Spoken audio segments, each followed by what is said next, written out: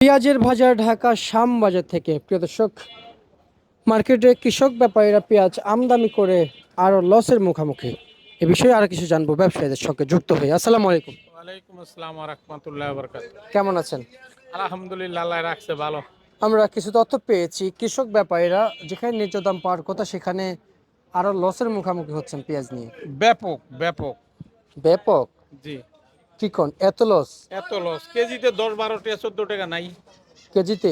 কেজিতে কত টাকা পাওয়ার কথা ছিল? এই মাল 1400 1300 টাকা কিনা বেচার কথা ছিল 42 টাকা, আজও এই মাল বেচতেছে 26 টাকা। গাড়িতে 1.5 লাখ, পৌনে 2 লাখ, 1.5 লাখ এরকম লস করে চলে যাচ্ছে। যাচ্ছে। আপনার পেঁয়াজ কোনগুলো? এগুলা? আমার ওগুলা।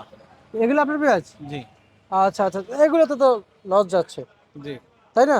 জি এই যে পেঁয়াজ আপনার, জি। এগুলো কোথা থেকে আনছেন? ফরিদপুর তালমা, ফরিদপুর? তালমার হাট। আচ্ছা, ওইখান থেকে কিনে নিয়ে আসছেন। জি। আচ্ছা, কি নাম আপনার? আমার নাম মোহাম্মদ আজিজুল হক। আচ্ছা, পেঁয়াজ নিয়ে কি কৃষকরা কি আসলে বিপাকে পড়ে গিয়েছে? বিভাগিত পড়ছে, একদিন বিকলে আরেক দিন বিকে না, একদিন ইয়া হইলে আরেক দিন হয় না, ওই হতাশা হইয়া তুললে আরো বিভাগে পড়ে।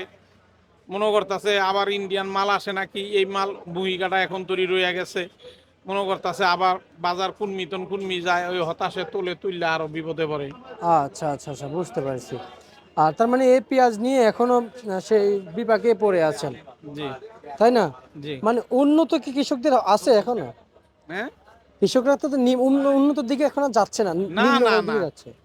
ন্যায্য মূল্য ইতি পাচ্ছে না, সারের দাম বেশি, ওষুধের দাম বেশি, ডেলি জোনের দাম বেশি, লোকজন খাটাইতে গেলে 700 800 টাকা দিতে হয়, নাইলে তাগো চলে না। আচ্ছা আচ্ছা আচ্ছা আচ্ছা, কিন্তু আর আর আর বিপদে পড়ে যায় না? জি। আচ্ছা, আজকে চলমান বাজার পেঁয়াজ সর্বোচ্চ কত বিক্রি চলছে?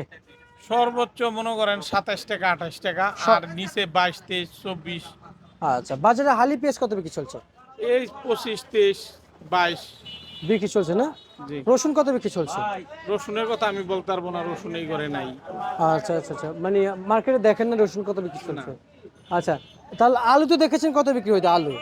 আলু 10 টাকা থেকে 11 টাকা বাজার আছিল, অনেক 9 টাকা বেছে, 10 টাকা বেছে। আচ্ছা আচ্ছা আচ্ছা, এই 8 9 টাকা, এটা কি বাজার হইলো? এই তো অনেক কি করবো, আনছে ও খায় না, নেয় না। না, এই বাজারে আপনার কি মনে হয় কৃষকরা কি স্বস্তি মিলে এই বাজারে? এই বাজারে কৃষক তো একদম এখন গুদা বদলির বস পায় না, যে বীজ লাগাইছে, বীজ জমির জমা সার ওগুলি তো সব বাদ, খালি তুল্যা বদলির বসা গাড়ির বসা দিয়া তাদের দিন যান কোন রকম চলার সমস্যা হয়ে গেছে।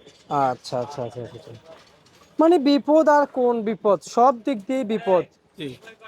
মানে বাঁচার কোনো উপায় নাই। বাঁচার কোনো উপায় নেই। হ্যাঁ, আচ্ছা আচ্ছা, যদি মানে আল্লাহ আল্লাহ না বাঁচায়, বাঁচার কোনো উপায় নাই। সরকার তো আর এগুলো দেখে না।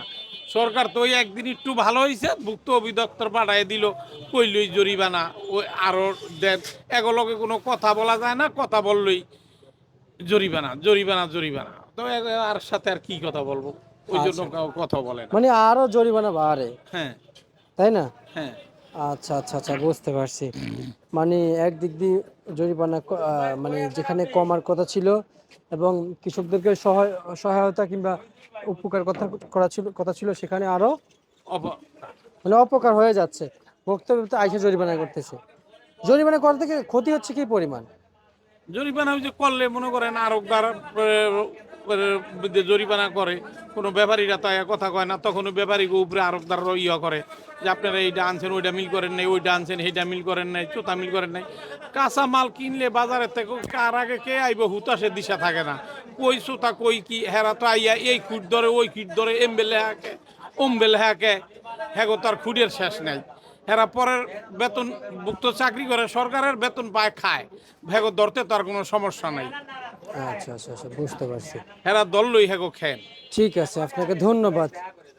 এ ছিল আজকের সর্বশেষ ভারত তালিকা।